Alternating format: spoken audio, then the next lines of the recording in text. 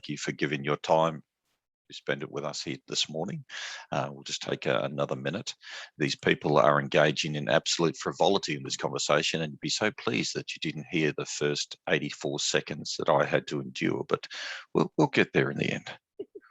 So hope you're having a wonderful day on this gorgeous. Did I just say to all you folks around Australia that how wonderful Queensland weather is at the moment, and except for the thunderstorms, the hailstones that big, the lightning, the flash flooding. Other than that, and the sticky humidity that's existing in the air this morning. Other than that, it's right. Excellent. Beautiful one day, perfect the next.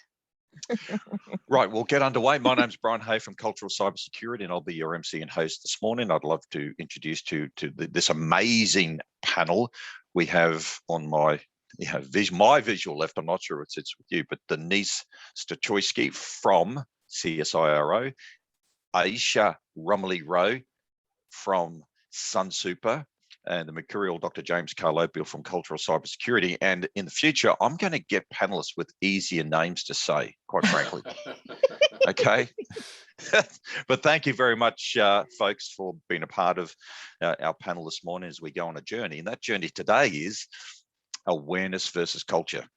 And of course, a huge thanks out to the audience for giving up your time to share it with us as we explore this issue. And hopefully it'll get a bit fiery, because I really encourage folks to speak your mind. If you don't agree, please say it. We can't hit each other, so there's no, presence of actual violence, so it's all good. But because this can be a little bit controversial, and I'm actually probably going to bait you a little bit on this to get some, I think some thought and creative juices growing. So, and also to the attendees, delegates, please can you throw some questions to the panel as we go forward, and that could be my dog in the background. And throw some and please throw the Q&As through the Q&A process, not the chat. That would be amazing. Okay, so I want to start with a statement, as I ordinarily do, just to set the scene. Ransomware continues to slay a path of victims across the Australian and international landscapes on a daily basis. And the number one cause of ransomware is people compromising the system, allowing the crooks to penetrate the environment. Yet we seem to be stuck and only focused on shoring up our technical solutions rather than perhaps preventing it from occurring in the first instance by providing our people with the training, support and resilience to be that first line of defence. But does a 10-minute online training module once a year make you aware? And when does awareness become culture? Is awareness a state? Is culture a journey? Why is it sometimes what you should do, but you don't do? And how do we sort of express and meet that challenge? So at the moment, what I'm seeing is the headline of cybersecurity awareness reads everywhere, but people, is it enough? No. Don't knock me, folks. Someone. I would definitely say that it's not enough currently. You can be aware, but you need to change the way people interact with you. You need to make sure that people are actually getting the information and changing their behavior because of what you're teaching them. Just being aware and ticking a box is not enough anymore. No. Would you agree with that, Denise? Sorry. Absolutely. No, that's okay. No, it's absolutely 100% agree. You're going to have people you're going to have unwilling people. They're going to be the hardest ones to really, they're the challenging ones, is the ones who either want to keep their heads buried in the sand. They're probably, so it's really, they're going to be the challenging ones. But if you can start getting the majority, people who are curious about cyber or curious about, and there are people out there, in my experience that I've seen, where they're fascinated by it, and we'll start, if you can engage them and start spreading that word around and starting from there, and then that work on the more difficult. But could they be challenged, challenging to deal with because they're just being told to do another online training session, another computer-based training procedure? Totally. And this is just eating up my time in the day. Yep. Definitely. We Definitely. definitely have that problem within our organization where people Mm. just feel inundated by too much training. You have so much other training that you have to do on a regular basis. You have your sexual harassment, you have your work and health, place and safety. You have in the superannuation field, we have a lot of regulatory training as well. So just another set of training that they have to do. People do not want to be bombarded by training constantly. And one of the things that we do within our program is make sure that we make it more fun and engaging. So people don't feel like they're being taught. You're learning something, but it's in a Yes. completely different format. So, And that, again, helps to change the culture. so you're not talking about Just make making it. cybersecurity fun. I know, It's a I'm very serious Uh, issue. it is a but very that serious game, issue. there's gamification as well. Things like Exactly. gamification, and we're starting to, with a cyber awareness week, starting to engage people with making it fun, doing gamification, quizzes, and everything else. Get people, making it fun so they don't see it. That's what makes it stand out, as opposed to your, I Your forgot bog age, standard but doing training. this. Yes. When I look around a lot of awareness programs and back in the formative early years, and I still think we're only at the beginning of this journey. Very few organisations have progressed. There are some, but very few. James, one of the missing factors for me is maybe we've forgotten to actually tell the folks why. Mm-hmm. Oh, absolutely, Brian. We talk about this all the time. I'm sure you remember that.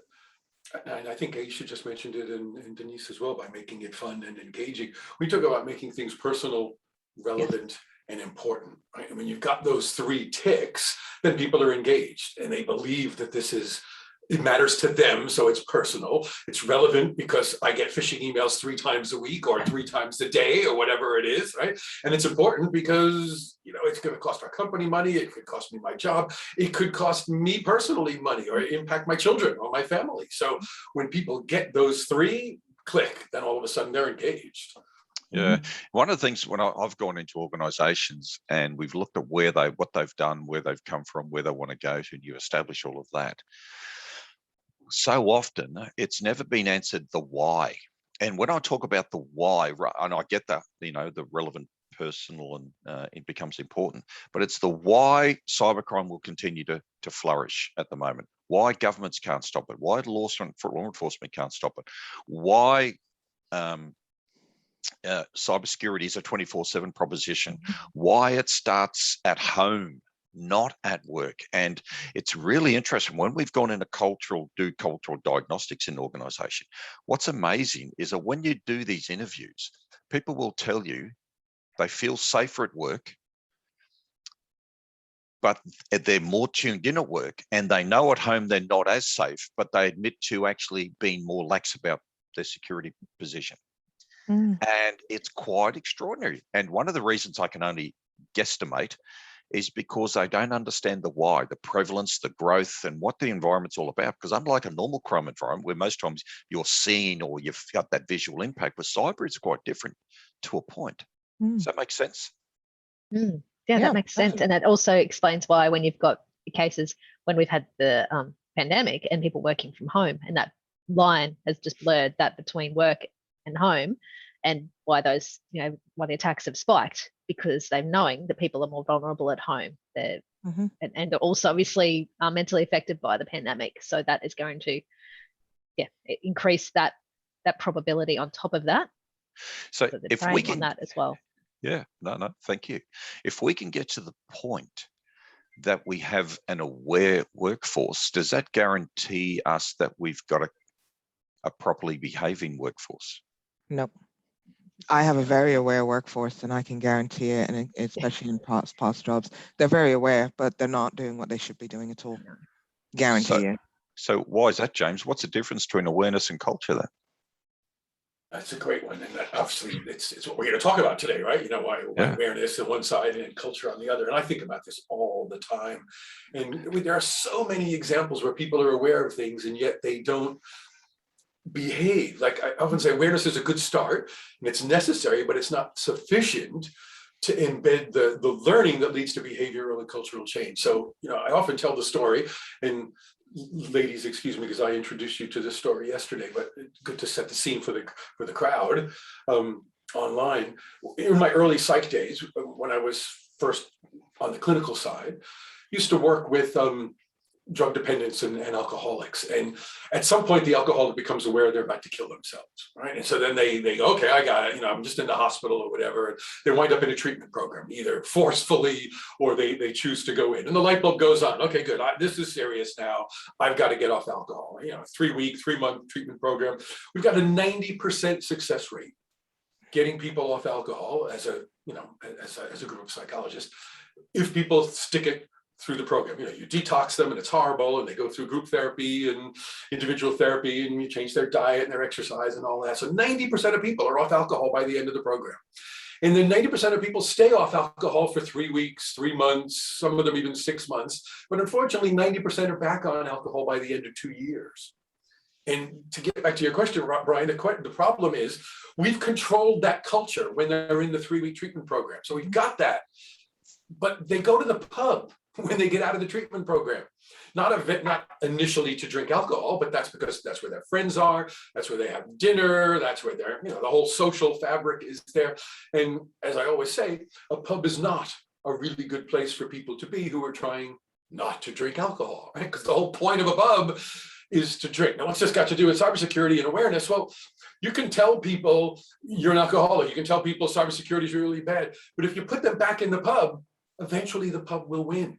So that's what I think Aisha and Denise were talking about earlier, right? You make people aware, but you've got to do all sorts of other things to change the pub, to change the culture at work so that it drives behavioral change and becomes a whole collective culture. And that's the value of, I think, the great conversation for today, because I'd love to hear from Aisha and Denise about what are those levers that they pull in their workplaces to really ground that and create a new environment for people.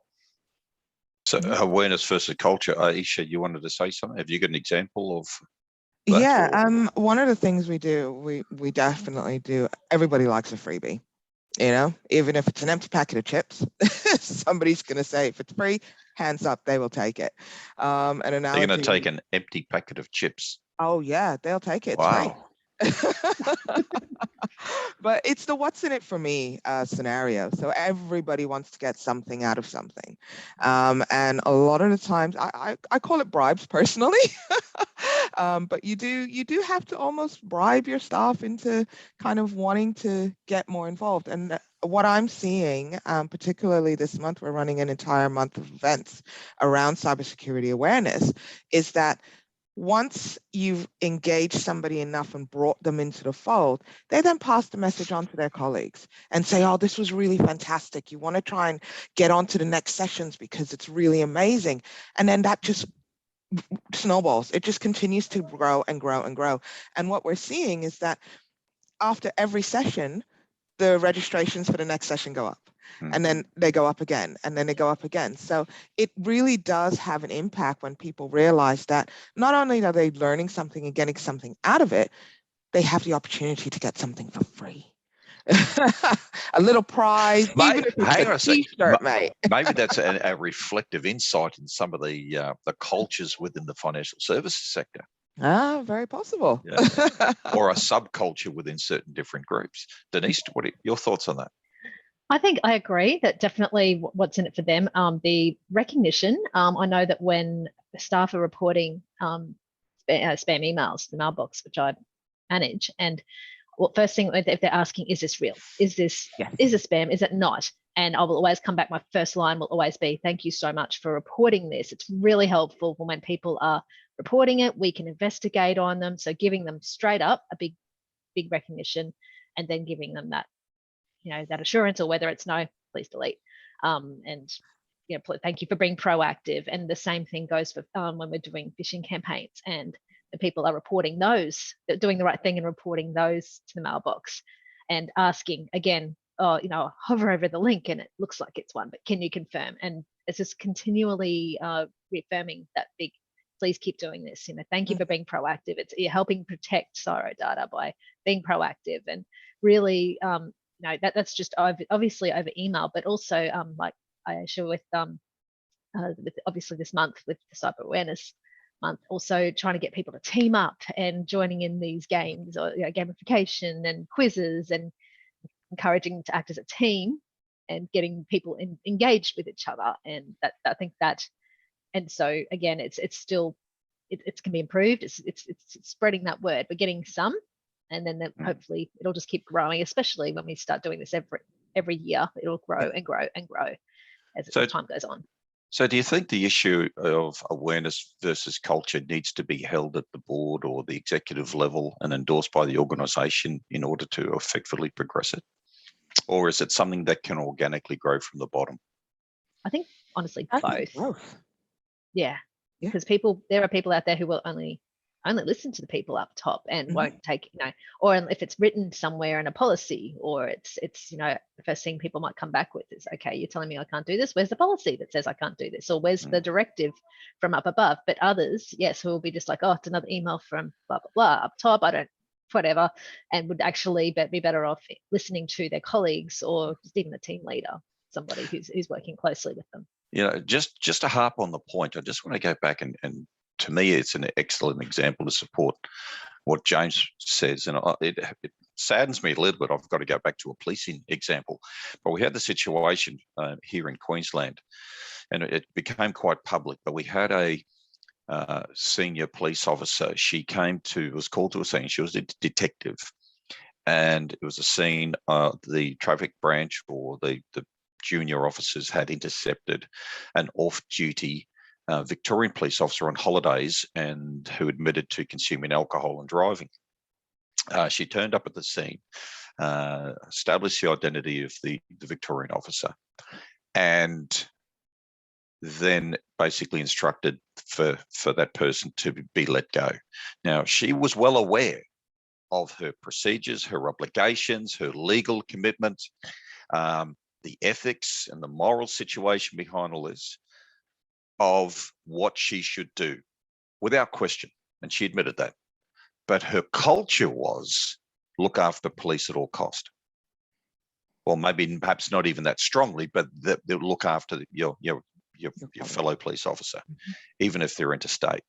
And that culture overrode all of her awareness. So how important do you think it is to ensure that our awareness journey is leading down the path of an aligned culture journey? One of you has got to say, that's a great idea, Brian. That's really important. Yeah. I think it's something, what we really need to start getting people to remember, like with anything, is trust your gut as well. So your gut, not the ego that might be telling you, go and protect my mate, and no, use actual common sense, like what is right and wrong. Gut instinct, what's that telling you to do? Is this the right thing to do? We all have that inbuilt in us. Yeah, that's right. So I think that goes for anything, like when it comes to, obviously, when you're getting a call or an email, it doesn't look right, and and to tell people it's always better to be overcautious. So Aisha, do senior managers, do you think, and I'm not talking about Sunsuper, I mean, I'm talking about your life experience. Do senior managers do you think, get that difference at this point in time, the difference between awareness and culture around cybersecurity, or is it just another thing they have to do on their list? Thinking back to probably my last 3 organizations, I would say 2 out of the 3, the senior managers got it. Right. I've actually been lucky, and I've had quite supportive senior management when it comes to IT and security, etc., and risk and compliance element of things. Are you going for a performance appraisal next week or something? No, I'm not. But it is. I have actually been very lucky in the last few organizations. Well, that's great. I have worked in, which I'm very proud of. However, I have seen other organizations where they have not actually had any interest at all in the function of IT, let alone security of it. So why would they? They have other things to worry about. They want to make them business money. They're not interested in securing it, but they don't realize that if you don't secure it, that money is as good as gone. Would you agree with that, Denise? Or 100%, yes. The judges point out we've got to stop agreeing with each other. We can challenge a little bit. No, I think because I've only basically, cybersecurity has only been a big part of my life for the last probably couple of years.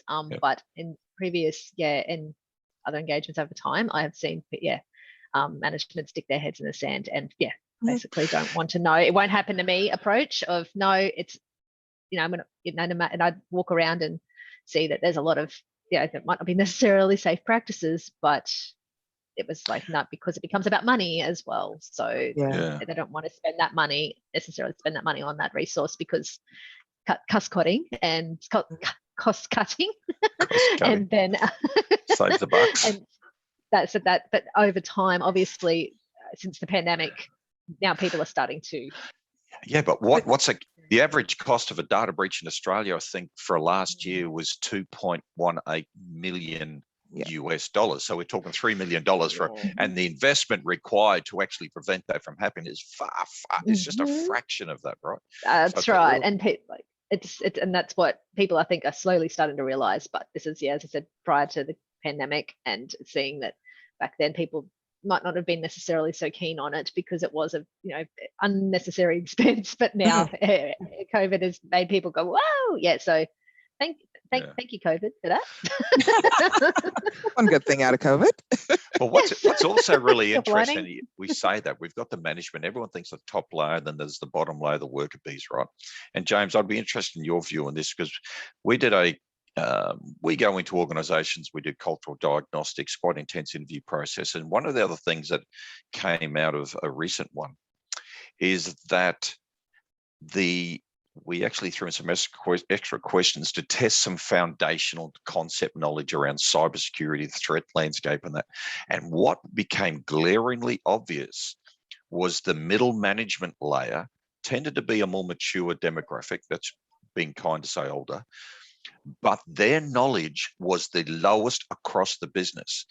And what we don't always appreciate, we think, the top get it and they instruct it, it happens. We know that doesn't happen. I know that in my days in law enforcement, some of the most influential people to the constables were the senior constables and the first line sergeants. I, as superintendent, could say, do this, and it would get some lip service. Sometimes they would listen, and that's, sometimes I was easily ignored because I should have been, I suppose. But the point being, the top may get it, the bottom may sort of get it, but if it's not supported by the middle layer of the organization, maybe we'll never change anything. Is that something you've seen from an organizational side perspective, James? Absolutely. We call it the muddle in the middle.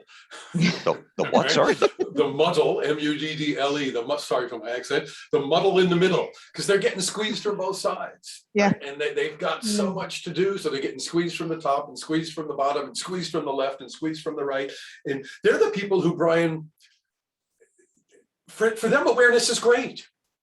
Because, and for everybody here listening in, awareness is great. If all you care about is, I'm busy, I've got to tick a box, right? Awareness is fantastic. I just want to get these suckers through. Everybody just shut the hell up and go online for 20 minutes and answer the stupid bloody questions and tick the blocks so I can get it. Then awareness is fantastic. But if you actually want to make a difference and actually want to, change the culture and have people learn something and do their behaviors, well, then you need to look a little past awareness. But that's all these folks have time to do because they're squished from all different directions. We see it regularly. Right, the muddle in the middle. Okay, I'll try to remember that. Denise, do you think the average worker gets it around cyber safety? I think overall they want to do the right thing. I think most people try to do the right thing, but whether they actually understand and get it, average, maybe. I don't think, probably not at the moment. I think COVID has brought some of it out now, and people, sadly, the more people who are getting affected and impacted by it, the word spreads, obviously. And, that it's sad that it takes that for people to actually realize that it can happen to them, because that's been the mentality for a long time. That's human nature. Yeah, that's right. And I don't think so yet. We're on our, I think, when you say get it, it's a very broad term. So I think they've got the basics that, maybe I shouldn't click on that email, probably not. But there's that curiosity factor that tends to override that. Just see where that goes. It's extraordinarily powerful human nature, isn't it? It's a great point. It reminds me, I just taught a course I teach quite regularly still.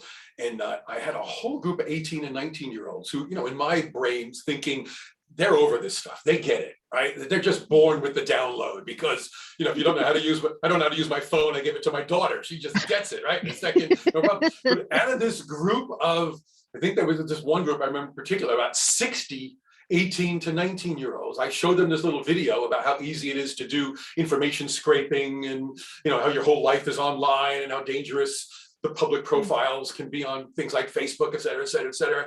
They were shocked. They had no idea how dangerous their public personas and their chats and it totally blew my mind because I just assumed they got it, and it wasn't the case at all. No, I think it's because. Sorry, Kate. Sorry, Aisha.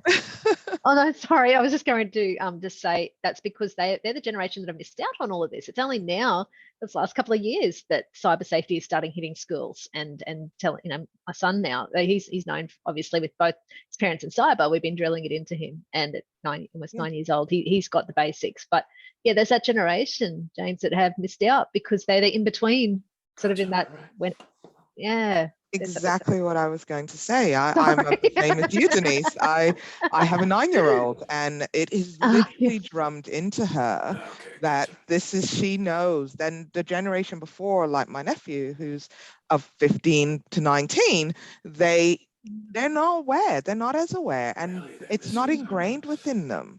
My daughter has a cyber safety session coming up, and she goes, "Mommy, I know all about it because you teach me." Okay. Every night at dinner, I'm telling you. That's right. So let me ask this question: how effective is the once a year, 10-minute or sometimes even 30-minute online annual training module? I don't believe Give it a 0 out of 10. Yeah, and just for the record, again, when we go and we do interviews, people's ability to recall the fundamentals and understand their own policies is virtually zero. That's not how people learn. We know that. I mean, we all know that. You can't tell somebody something once, even for an hour, and expect them to remember. You get an alcoholic in a treatment program for 3 weeks, and within a year, they're back drinking alcohol, and their life depends on it. So this is the problem with humans. I think it's something about the Bellman's curve they talk about. Yeah. Yes. Sorry, Alicia. Aisha? No, I you're was right. just going to say, I take the same approach to teaching my staff that I do to teaching my children. You have to be repetitive. If you're not repetitive, it doesn't stick. Remember to pick up your socks. Remember, don't click the link. You've got to keep doing it. But if we then why do so many organisations still have this? Is it the case that the leadership team or the board truly believe that this nonsensical strategy works? Not understanding. I don't think they don't know what else to do. It actually links to Cole's question. Right? He's talking about, I assume Cole's a man, Cole, whoever gender you are, is asking about cybersecurity advocates. Look, I know Cole very well. Gender is very questionable, but All right. But it's a great question, right? About the advocates. That, if you build in the advocacy, you get champions. We talked about it yesterday, right? Cyber champions, right? It's one of those great structures that creates the pub, that generates the culture and keeps it going. Yeah. So for everyone, Cole's question, and Cole is a champion bloke, to make no mistake, one of my best mates.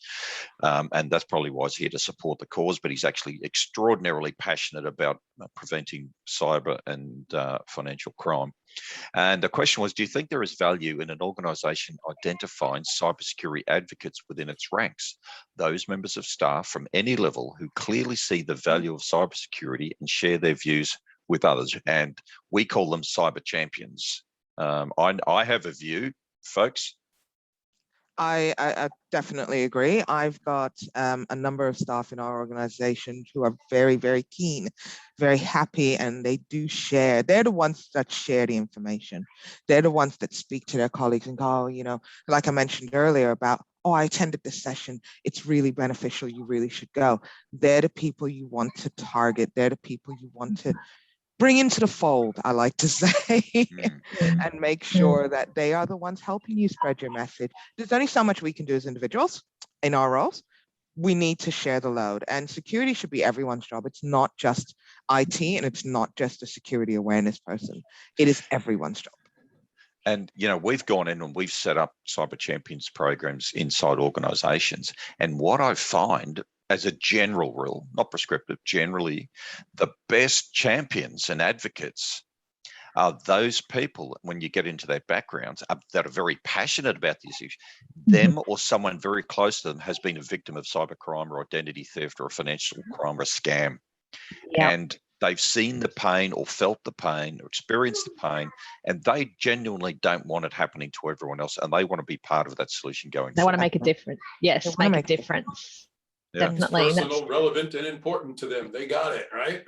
Exactly. Exactly. And I think also even educating people, and from my position, you know, I'm getting staff from basically service desk or on-site support, and they, you know, will be asking, what do I do here? And educating them. These are people on the ground who are dealing with these people directly as well. So they can also help, and that a lot of them are keen as well to really get in, make a difference, help out, and what they can do to make everyone's life, cyber's life easier, but as well as everybody else to protect people. So it's, we need to engage those types of people too, who are indirect, you know, Great question. Great question from Belinda. Do you think an organization's cybersecurity culture is reflective of the organization's commitment to raising awareness and education programs?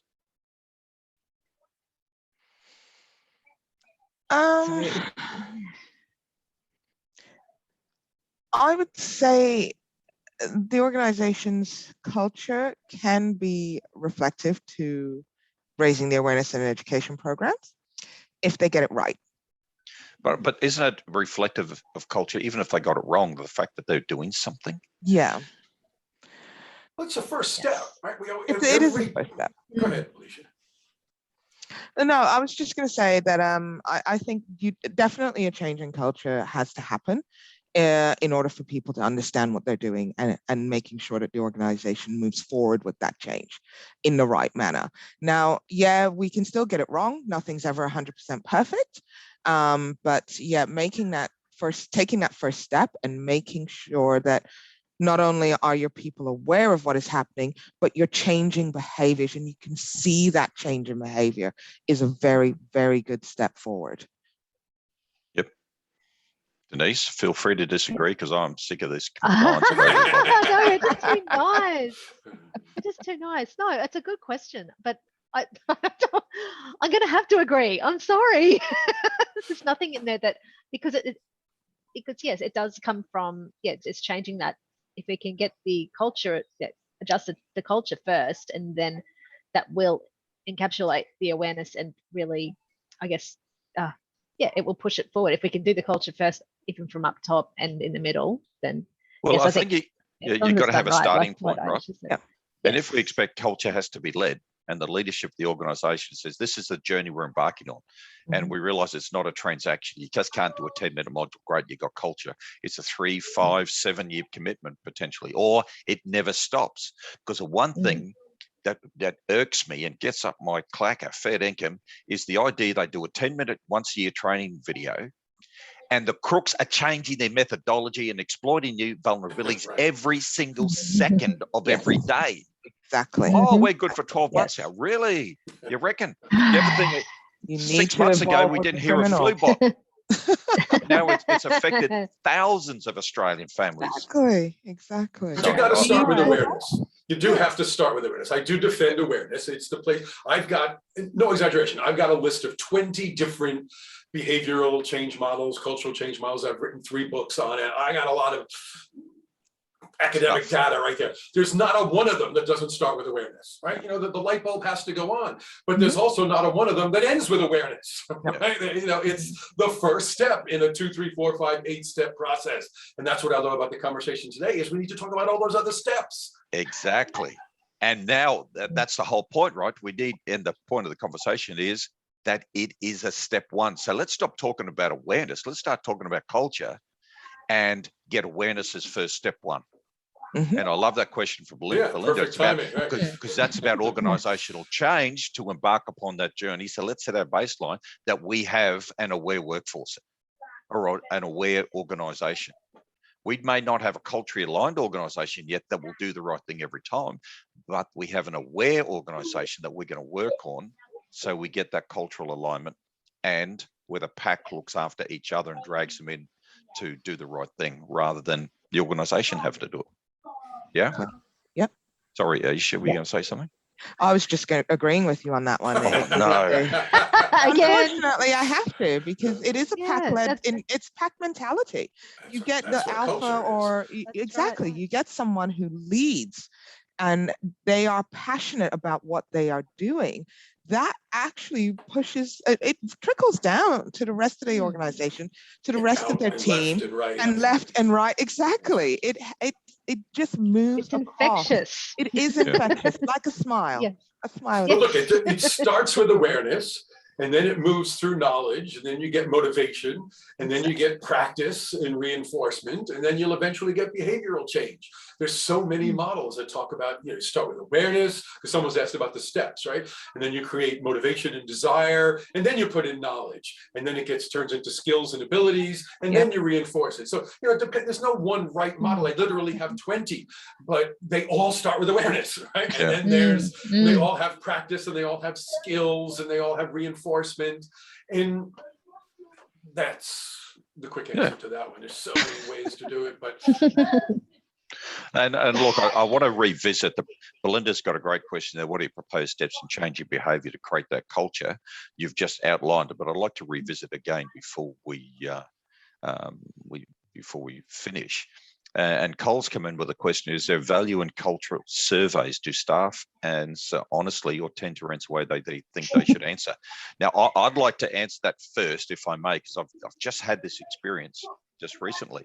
We went into one organization and we did a cultural survey, which, not a cultural survey, a cultural diagnostic, which are 1 hour intensive interviews. And then in that organization, we also did a survey. 7 minutes was get through much smaller scope of queries and that sort of stuff, just to get. What was really interesting was that we asked certain questions about certain aspects, and the organization came back to me and said they've lied, because they said we had something like, say there were 200 people did the survey, and 80% said they did the training. Okay. And their training records show that only 32 people did the training. Wow. All right. So because on a survey online, they felt possibly they were being, they could be identified, they're being tracked, and they wanted to appear to be compliant. Yes. So everybody knows that. It's been researched up one side and down the other for decades, Brian. Yep. Absolutely. Yeah, but I was shocked. I thought, oh no, they're good cultural. There's a good organization, very culturally aligned. But it was they were shocked, and I was shocked. Yeah, that was. So well, it could be they didn't understand the question, or it could be they were thinking of something else. It's not always a lie. That's the problem with surveys. Yeah, why we focus on interviews, because you just can't tell. Yeah. That's right. And it could be also, again, people pleasing. I think what I've touched on earlier today. Absolutely. People pleasing. I want to give that, like what Cole said, the right socially answer. Desirable answer. That's right. Because, and they know in their own head, or it'll be like they're just thinking that's what I would do. So I've been guilty of this many years, just doing on the quizzes in the magazines. Oh, that's what I would do, but you don't actually really think about it and go, no, would I actually do that? Or is that just the right thing? You step back and go, no, I would actually do that other one. But it's probably the way the brain is just programmed. This was black and white. Did you do the training? And specific module, so it's not multiple choice. And then ask you to to evaluate it. I think they were afraid about the training. Oh no. So would you say, James, in answer to Cole's question, is there some value in culture surveys, or do we have to look at it in a very limited capacity? Yeah, no, we do culture surveys, and the value is in the change over time. All right. When we do surveys, you don't just do a one-off survey and then believe it. If you do a culture survey and you do it every year in December, and you've done it every year for the last 20 years, then that's valuable. You can see how there's a trend going up or down or left or right, that sort of thing. But if you want, to know what's really going on with people, you've got to talk to them. You've got to have trained interviewers, and you've got to spend the time. And you know how long it takes us, Brian. It takes us days to process the information after we get all those spreadsheets and we put them in and it is a huge process. That's where the value comes in. Yeah, it's great if you want to tick the box. Good, we did the survey. 9 out of 10 people gave us the good housekeeping seal of cybersecurity approval. Well, wonderful. Knock yourself out. I'm glad you said, do we tick the box? Because do you think, and should we all agree again, but has awareness fallen into the compliance box? Definitely. 150%. Yeah. Definitely. It came out of compliance. The need for it came out of risk and compliance. Yes, that's right. And I think there's a danger, isn't there? Because we're seeing more the increase in the regulatory environment, like financial services have been hit with APRA's CPS 234. We've got the Australian Cybersecurity Strategy 2020 that's talking about things. We've got the bill for the cybersecurity of the Critical Infrastructure Amendment Bill, and that's going to impose legislation. We're going to, what amazes me out of that, and I'll jump on my hobby horse for a quick moment, is that we have ASC, the Australian Federal Government, talking about mandating the Essential 8, which I don't have a problem with. But if we know the evidence shows that 95% of all data breaches are attributed to human behavior consistently, every reporting period, and we've got ACSC's top, I think it's now 37 risk mitigation strategies. And we know 95% of all breaches are attributed to human behavior. Why do we not have on that risk mitigation list building a human, people and culture program around cyber awareness, safety? To me, it's nuts. Why is it that the leading organization in this country around cybersecurity is not addressing or making at least a comment on addressing the risk associated with the greatest vulnerability? And very good point. I think part of that is the culture of this industry is that we keep buying the vendor mantra that, we're going to give you a technology that takes the human out of the equation. And let me take it one step further. Are we a victim because the decision makers in this area are so ingrained into a technical solution that they're incapable of looking beyond it? Now, James, I know I'm going to ask you to share a story because you did a study with some students to look at how they found solutions to challenges. Exactly. Can you share that? I always, and this could be controversial, I don't mean to upset anybody or offend anybody, but I do like to shake people up on this. Yeah, the Essential 8's written by a bunch of techos, and therefore they focus on the tech. And that's, again, human nature. We've been talking about this with Denise and Aisha all day today, and when we got together yesterday. Great study that actually was done by a couple of my colleagues, Brian, when I was back in the Australian Graduate School of Management at University of New South Wales. They gave several hundred MBA students little mini cases and asked them, number one sentence, what's the problem? Number two, one sentence, what's the solution? And then they clustered the problems together into, like problems, so people who saw the problem the same way, and then they clustered the solutions together to people who came up with like solutions. The best predictor of that clustering was people's first degree. All the engineers saw the problem the same way and came up with the same similar solutions. All the art students, all the psychology students, whatever the first degree was the best predictor, because that's how our brains work. We see so if the techos, again, sorry techos, if you're a technology-oriented person, you see the world through the filters, right, of technology. That's what you do. It's human nature. I'm a social psychologist. I see it through the world of people and culture and social psychology. We all have our biases, and that's great, except when it's not. And it causes these problems. Right? Yeah. Denise, Aisha, any comment on that? Sorry. I agree. You're going to say that. I don't agree. That's right. No, because it's such a good point though, because I'm honestly guilty of it. My husband and I will sit there, and even just with the IT eyes of and security, when we were watching old episodes of the X-Files and how the CCTV I can't believe footage, you just admitted that globally. In public. We have it recorded as well. That's right. Yeah, that's fine. Happy to be a geek. That is totally fine. I'm happy with that. I own it. But how that with the CC, and you'll see this in a lot of movies as well. There's CCTV footage, how they can just zoom in and zoom in and zoom in, and there's absolute perfect, description of a person's face. No pixels, nothing like that. Well, and you just know that obviously in real life, and it's Hollywood, and that's what things like shows like Mr. Robot were very good at. At least they were a bit more authentic. But you're seeing it through that filter, exactly what, coming back to what you were saying, James, you're seeing it through that filter. You can't just sit back and watch a movie and enjoy it for what it is. It's like, no, that wouldn't be possible. No. You know too much already. That's it. Oh, I have to admit, because of my background, employment study, etc., it's quite varied. So I think I see everything through quite a few different lenses. great. So personally, I think that makes me better at my job. Absolutely. You Because can I'm change able to yourself. see it Yeah, from so that's many great. Definitely. angles. I can see it from the technical perspective. I can see it from the risk and compliance perspective. I can see it from marketing and comms. I can see it from business management. I can see all the different aspects, as well as, the minions of the organization, which I like to call myself a minion. I get to see how everyone can be affected and what their personal aspect or personal feeling is towards the type of training that we put out or a particular session that we're running.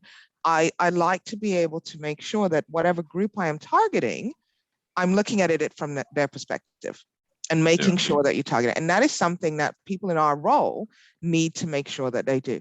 They see it from the the target person's perspective. If you can do that, you will be able to change their behavior, change their mindset, and be able to make them more aware and change your culture at the same time. No, that's a very good point, Aisha, as well, because it's like we're using empathy. Just once, I'd like to see a disagreement, folks. But anyway, James, we're trying. Maybe with this question we can get some disagreement. James, how much commitment does an organisation have to make in order to take it from that first step of awareness to the journey of culture? Great point. Whenever we are confronted with this, I often go back to the history of occupational health and safety. Right? Everybody think 20 years ago, there was no such thing. I mean, it existed, but there was no such thing. Right? Nobody paid any attention to it. Maybe if you were in a mine, they made you wear a hard hat or something. But there's been a progression over the last couple of decades in that. Eventually, the commitment flicked. And a number of things happen. And you tell some great stories actually about seatbelts and driving, Brian, that are relevant to this. But at some point, enough people got hurt, enough organizations got sued, duty of care got legislated in, a whole series of facilitating structures, as I call them, got in place. And then, that 100th monkey, it just flipped. Now, nobody knows. That's magic. I'm sorry. Even a psychologist believes in magic at some point. You just don't know where that tipping point is. There's a whole great book called The Tipping Point. Mm-hmm. So, it tips at different places at different times for different situations. But yes, at some point that tips over and then all of a sudden you've got it. So you just have to keep pushing that barrow until you tip. Unfortunately, there's no way to know where that tipping point is. In my experience.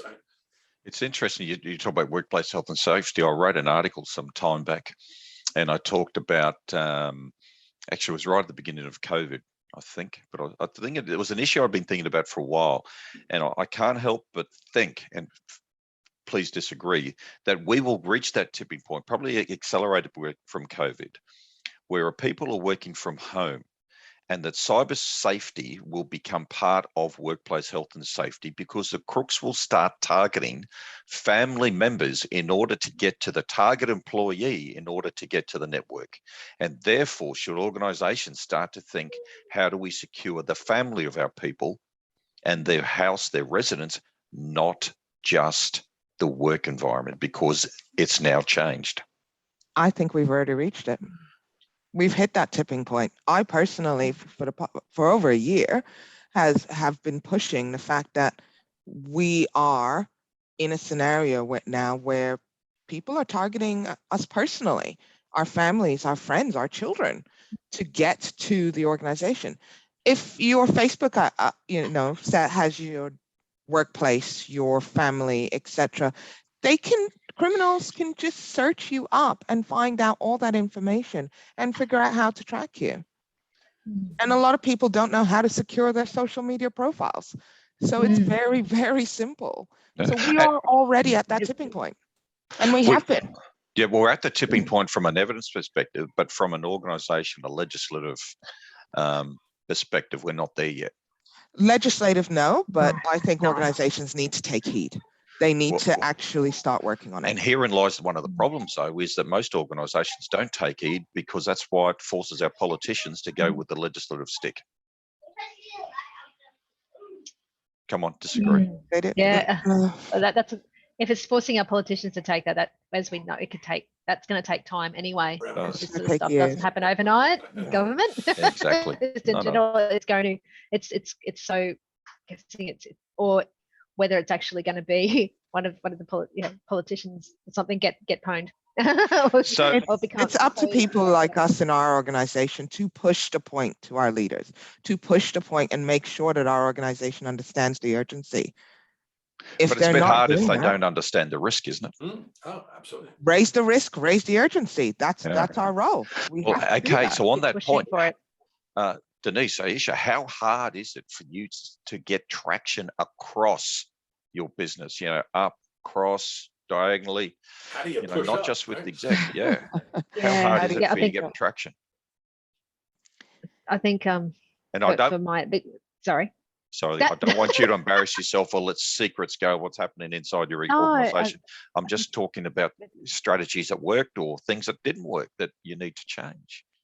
I think it's when dealing with large organizations, it's definitely a challenge because you've got multiple teams and sub teams that having to engage across all of those. And this is where that cyber security champions will be a big part, because you're going to basically, and obviously always encouraging people to do the right thing. It's a real combination of, like what you said, you're having to reach here, there and everywhere, but also getting people up top, really pushing the urgency for them. But just touching on what you had said about the OH&S thing, just thinking about, and this is something that has not been addressed, I don't think, with a lot of organizations, with people working from home, OH&S, and no one's able to answer. Well, I haven't seen anyone answer the question, what happens if you're working from home and you hurt yourself? Are you covered?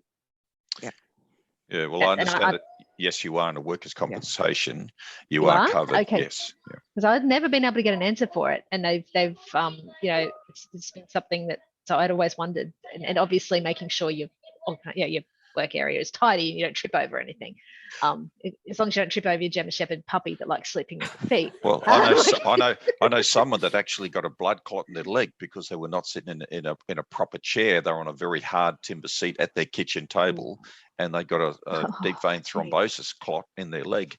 And and I would suggest most home offices out there don't have proper ergonomically safe furniture that they're using to do it, where they're struggling because people step up in times of crises to make the best because they're passionate about doing their job properly.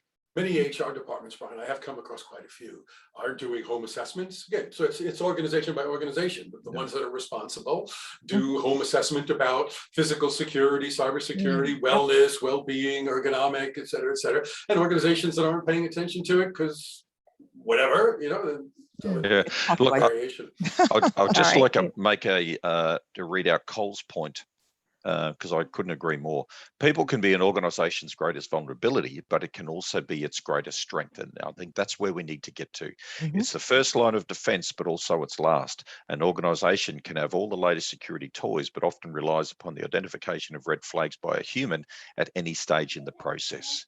Hallelujah. Absolutely. 100%. It's like I've said to you guys yesterday, my analogy about you can't fly, you would never let a plane fly on autopilot without a pilot behind the wheel. So why would you do the same for cyber? We need our people. Especially when we know any, email gateway, 6% of, emails will still get through that represent a threat to the organization. We need people to actually catch that 6%.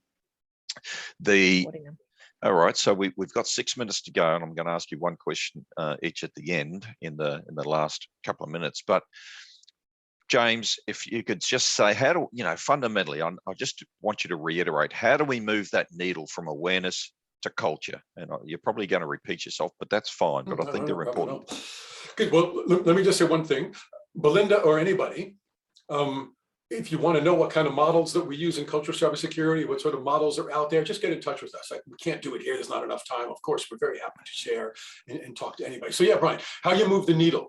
is by changing the pub, right? You've got to think broader.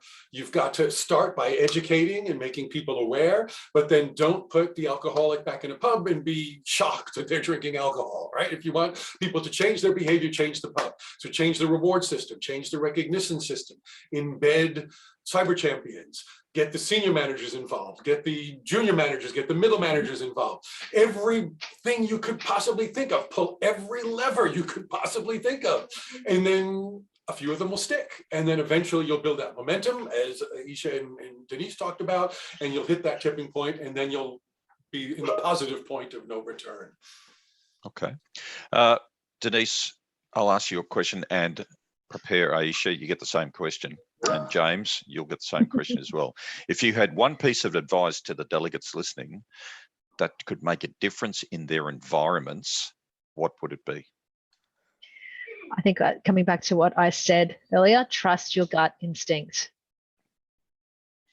in all situations. And that, and with that, you can never be too cautious. Please, Okay. Always best to be overcautious.